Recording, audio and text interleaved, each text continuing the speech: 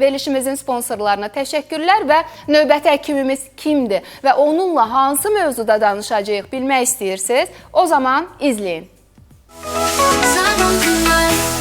Qurd xəstəlikləri insanın psixoloji vəziyyətinə təsir edə bilərmi? Parazitoloq, qidalanma və laboratoriya üzrə mütəxəssis Turan Axundova izah edəcək.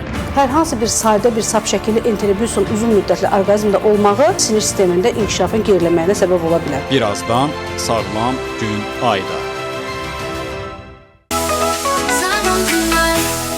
Tibb üzrə fəlsəfə doktoru, parazitoloq, gastroenteroloq, həmçinin qidalanma üzrə mütəxəssis Turan Axundova bizlə bərabərdir. Xoş gəlmisiniz doktor. Xoş gördük Günay xanım. Hər birinizə, istər izləyicilər, sizlər daxil hər birinizə sağlam can və sağlam canın içərisində sağlam ruh arzulayıram.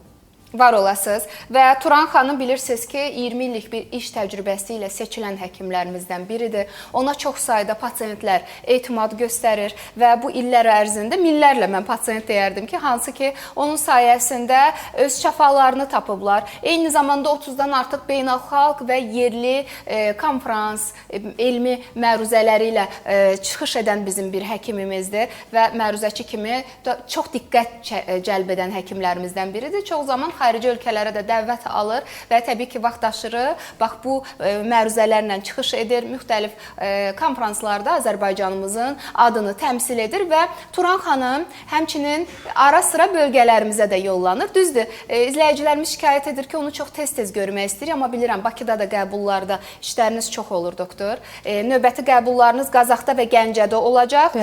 Ayın 19-u Labmed Tibb Mərkəzində olacaqsınız. 19-u, 20-si, 21-i 3 gün Labmed Tibb Mərkəzində olacaq. Ayın 22-si Gəncə bölgəsində ilk dəfə səfər edirik.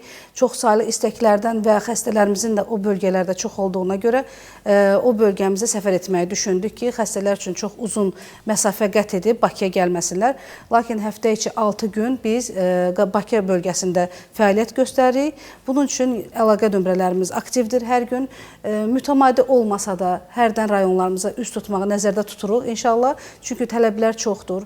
Pasiyentlər çox müraciət edir və onlayn olaraq onları izləmək məcburiyyətində qalırıq. Çünki qurd invaziyası elə bir müalicəyə tabe olur ki, onu hər an, hər dəqiqə izləmək lazımdır.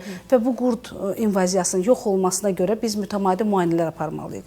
Bir qurd invaziyasını axtarmaq və müalicəsini davam etdirmək üçün bizə aylar bəlkə də lazım olur ki, biz onlardan orqanizmi xilas edək. Və Turan xanıma həm qurd invaziyaları bağlı, həm hormonlarla bağlı, həm uşaqlarda vitamin azlığı ilə bağlı, bağırsaq problemləri ilə bağlı, gastroenteroloji, ümumilikdə mədə bağırsaq problemlərini əhatə edən narahatlıqlarla bağlı, bağırsaq florasının pozulması, immun zəiflik, allergik xəstəliklər, boy və çəkidən geri qalan bizim balalarımız var, onların valideynləri narahatlıq keçirir, həmçinin dəri problemləri və saç tökülməsindən əziyyət çəkənlər də doktorumuz Turan xanıma müraciət edə bilərlər və elə bugün haqqında danışacağımız mövzu da bəzən səbəbsiz əsəbilik, fikir dağınıqlığı, narahatlıq, sanki hər kəsə və hər şeyə qıcıqlıyam deyirsinizsə, səhər yuxudan oyananda çox yorğunam, narahatam, sanki yuxum da pozulub, yatıram amma sanki heç yatmamışam və yaxud da yuxuya gedə bilmirəm deyirsinizsə, çoxları bu əlamətləri müxtəlif səbəblərlə bağlaya bilirlər, amma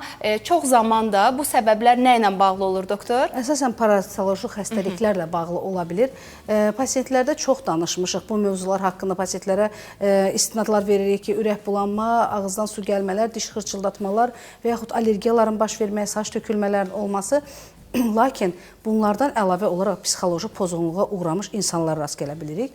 Yəni, bəzən biz buradan o klinik əlamətlər deyək və onlar özlərində onu təsəvvür etsinlər. Bəzən yeməyə qarşı fobiyalar əmələ gəlir ki, mən yeməyim. O qədər köp əmələ gəlir və ağrı sancı olan mədə-bağırsaq sistemləri var ki, orqanizmdə və artıq uzun müddətli bu davam etdiyinə görə xəstələrdə bu fobiya əmələ gətirir və yemək yeməkdən tamamilə çəkilə bilən insanlar var. Deməli, psixoloji olaraq hüceyrələrimizə, neyron spektrlara təsir göstərir bizdə.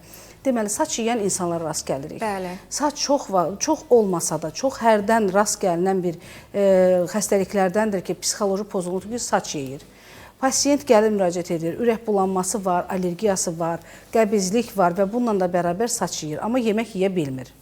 Sonra gecə yatmamazlıqları. Əsasən uşaqlarda bu daha çox özünü biruzə verir. Çünki uşaq həmən dəqiqə ağlamağa başlayır və narahatçılığını bildirir. Bu zaman qucanma halları olur, qarın sancılarını bildirmədiyi üçün kəskin ağrılarla ağlayaraq qalxır. Bu zamanda qurd invaziyaları mütləq yoxlanılmalıdır və əsasən cərrahi müdaxilələrə səbəb ola biləcək kör bağırsaq xəstəliklərindən danışmaq istəyirəm. Çox müraciətlərimiz olur. Uşaqlar və böyüklər kəskin sancı ilə müraciət edirlər və bu zaman hər hansı bir iltihabi prosesi olarsa, bizim hemoqram dəyərlərimizdə leykositlər yüksəlmiş olacaqdır və bu zamanda istər cərrah olsun, istərsə terapevtik həkim olsun, leykositlərin yüksəlməsinə görə, iltihab prosesi görə biz onlarda kör bağırsağa görə şübhələnə bilərik. Bildiyimiz kimi kör bağırsaq bizim nazik bağırsaqdan yoğun bağırsaq keçən hissədə çıxıntı şəklində bir bağırsağımızdır ki, bu çox zaman mütəmadi olaraq bərk qidalardan istifadə zamanı və o qabıqlı meyvələrdən istifadə zamanı mı deyim və yaxud düzgün qidalanmama zamanı kör bağırsaqda iltihab prosesləri baş verə bilir. Və bu zaman o kör bağırsaq şişərək və partlaya bilər qarın boşluğunda və bunun da qarşısını almaq üçün ilk növbədə qidalanma rejimi düzgün tətbiq etmək lazımdır.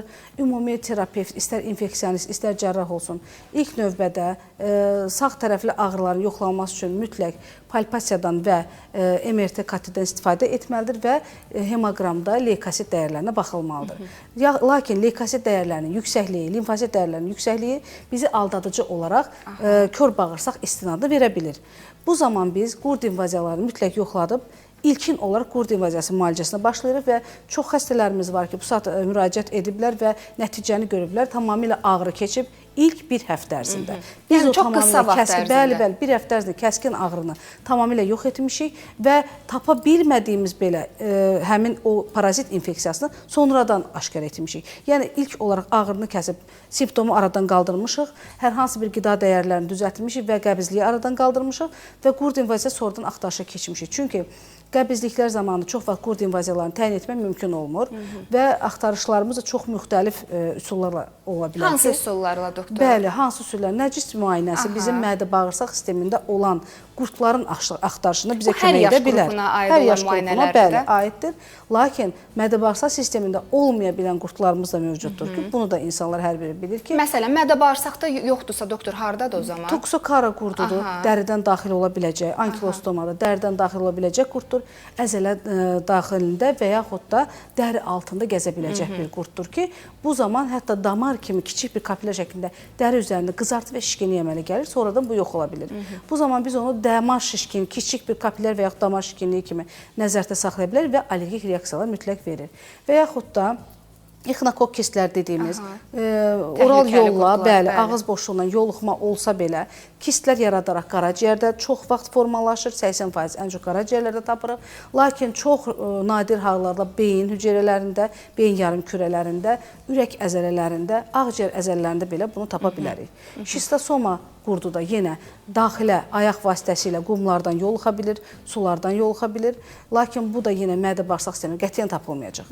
Bunun üçün biz antigenlərə müraciət, qan təhlilinə müraciət edəcəyik və yaxud hər hansı bir ümumi kater, rentgen müayinələrinə və yaxud sidik hissəsinin müayinələrinə üst tutmalıyıq ki, dəqiq bir diaqnozu əldə edə bilək. Bir də doktor, bax, sizin müalicələrə gələn valideynlər nə deyirlər bizə? Uşağımın iştahı düzəldi, rəngi, ruhu açıldı, hətta hiss edirəm ki, çəkisi artır, boyu uzanır. Yəni, bu parazitlər təkcə bu nevroloji deyim, bu qıcığa, uşaqlarda indi çox belə yayılıb, elə hər uşağa bu diaqnozu qoyurlar ki, hiperaktivdir, narahatdır, bir yerdə dayanmır. Yəni, qurdlar da bunları yarada bilir də, düzdür doktor? Bəli, çox gözəl sualdır ki, hiperaktivlik bu saat uşaqlarda dönəmdə çox rast gəlinir. Təbii ki, bu da elmlə, elmin inkişafı ilə əlaqədar olaraq bütün inkişaf etdirici, dediyim kimi, bu oyun mərkəzlərinin olması, televiziyaların inkişafı, telefonlarda hər şeyin inkişafı təbii ki, uşaqlarımızın inkişafına səbəb olacaq. Onların daha tez özlərini qavramaqlarını və məntiqlərinin güclənməyinə səbəb olacaqdır.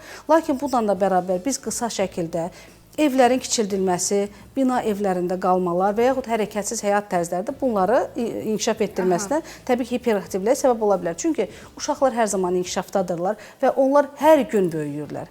Hər gün bir hüceyrələri daha da inkişaf etmiş olur və bizə də bunlarda mane olan səbəblər var. İnfeksiyalar, parazitlər, göbələklər, səhv qidalanmalar və yaxud da həyat tərzləri. Dediyim kimi, qısa şəkildə balaca kiçik evlərdə yaşamalar, həyətlərdə oynamamalar və yaxud da sosial həyatda, mühitdə olaraq, canlı olaraq insanlara sosiallaşmamaqlar, bunlar hər biri kömək göstərə bilir və uşaq öz içindəki ağrıları bildirmədiyi üçün təbii ki, və bunu kürləşmə ilə bildirəcək və yaxud iştahsızlıqla bildirəcəkdir və yaxud yeməməklə bildirəcək və yaxud xüsusi bir yeməyə qarşı olan istəkləri vardır uşaqların. Bu bütün valideynlərdə belədir ki, xüsusi bir yeməyi çox yeyir və başqa yeməkləri yemir.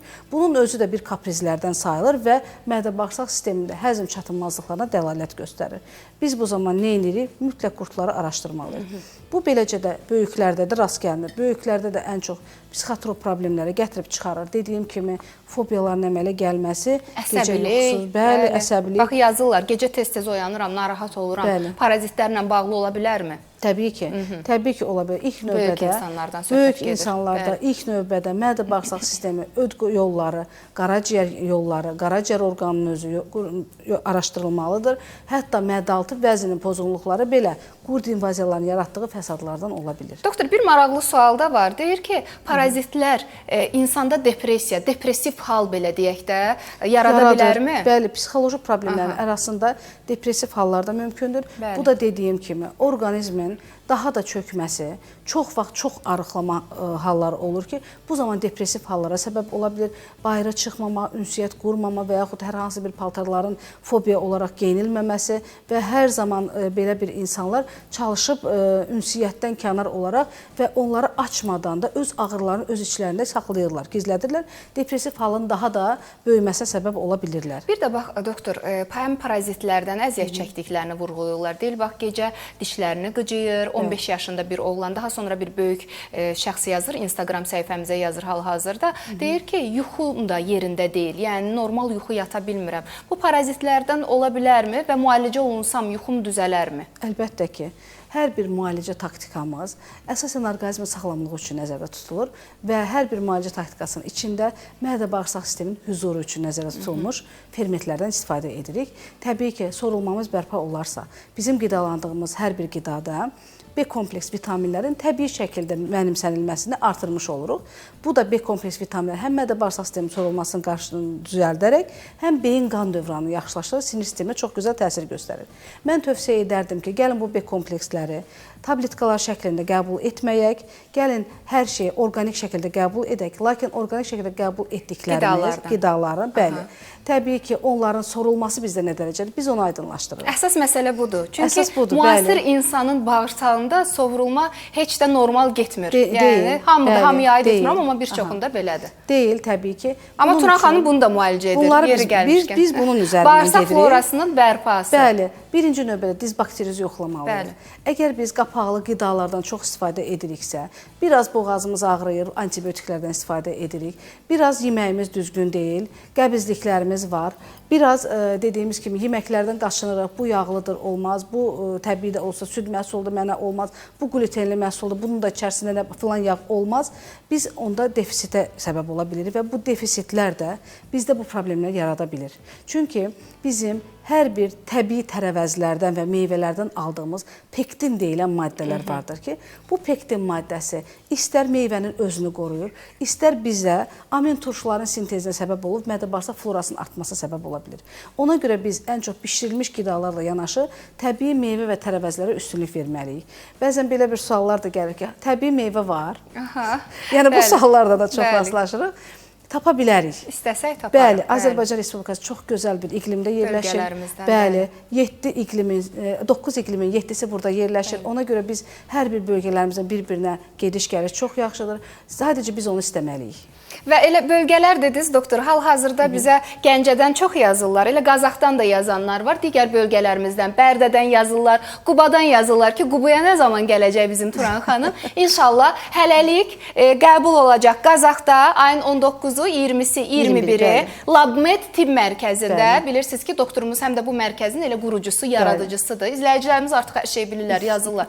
Doktorumuzu tanıyırıq, görmüşük onu Qazaxda qəbulunda olmuşuq, xeyir tapmışıq və Gəncədə yalnız yalnız bir gün ayın 22-si Serotonin Psixoloji Reabilitasiya Mərkəzində doktorumuzun qəbuluna yazıla bilərsə 050-273 9016. Yenə də bugün doktorumuzla çox maraqlı bir mövzuda söhbətimiz oldu. Suallar həddindən artıq çoxdur. Mən istəyirəm TikTok ünvanımızı vurğulayım sizə. Günay Zaur və yaxud da Günay Qələndərli yazın, keçin TikTokumuza. Doktorumuzla hələ bir 15-20 dəqiqəlik orada canlı yayımımız davam edəcək. Son olaraq bir daha qeyd edim, tibb üzrə fəlsəfə doktoru, parazitoloq, laboratoriya mütəxəssisi və qidalanma üzrə mütəxəssis Turan Axundova bizlə bərabər idi. Turan xanım, dəyərli vaxtınızı ayırıb gəldiyiniz üçün təşəkkür edirəm. Var olun, çox sağ olun. Biz isə hal-hazırda ATV Xəbərin günorta buraxılışını izləyirik. Dərhal sonra Sağlam Gün Ay davam edəcək.